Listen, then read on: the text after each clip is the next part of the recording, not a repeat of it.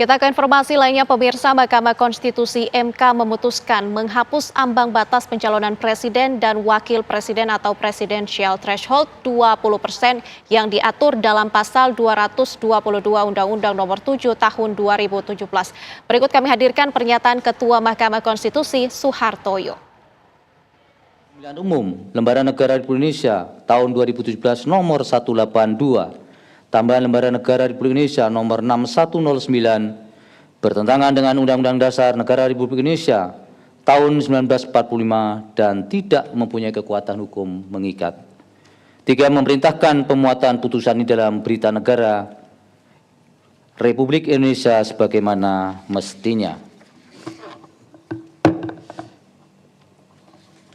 Terhadap putusan Mahkamah Agung terdapat 2 hakim yang berpendapat berbeda, yaitu Hakim Konstitusi Anwar Usman dan Hakim Konstitusi Daniel Yusmik P.Poe, bahwa dissenting dimaksud tidak dianggap diucapkan, namun pada pokoknya 2 hakim tersebut berpendapat bahwa para pemohon tidak memiliki kedudukan hukum atau legal standing, sehingga seharusnya Mahkamah tidak melanjutkan pemeriksaan pada pokok permohonan. Demikian diputus dalam rapat pemusatan hakim oleh 9 hakim konstitusi, yaitu nama-nama hakim dianggap diucapkan pada hari Selasa tanggal 3 bulan Desember tahun 2024 yang diucapkan dalam sidang plenum Mahkamah Konstitusi terbuka untuk umum pada hari Kamis tanggal 2 bulan Januari tahun 2025 selesai diucapkan pukul 3:15:27 waktu Indonesia Barat.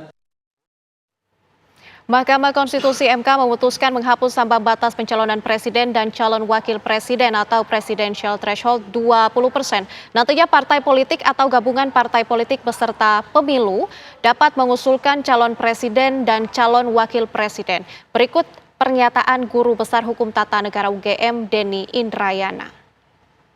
Dihilangkan adalah syarat ambang batas jumlah kursi ataupun persentase suara partai politik 20 dan 25%. Jadi sekarang kembali ke pasal 6A ayat 2 Undang-Undang Dasar 45 yang pada intinya mengatur bahwa partai politik peserta pemilu atau gabungan partai politik peserta pemilu itu dapat mengusulkan calon presiden dan wakil presiden. Jadi siapapun nanti di tahun 2029 yang ditetapkan oleh KPU sebagai partai politik peserta pemilu, misalnya sekarang kan yang di DPR ada 8, tapi yang ikut pemilu belum tentu 8, bisa jadi 10, bisa jadi 12 partai itu teorinya secara hukum berdasarkan putusan MK yang hari ini dibacakan 12-12-nya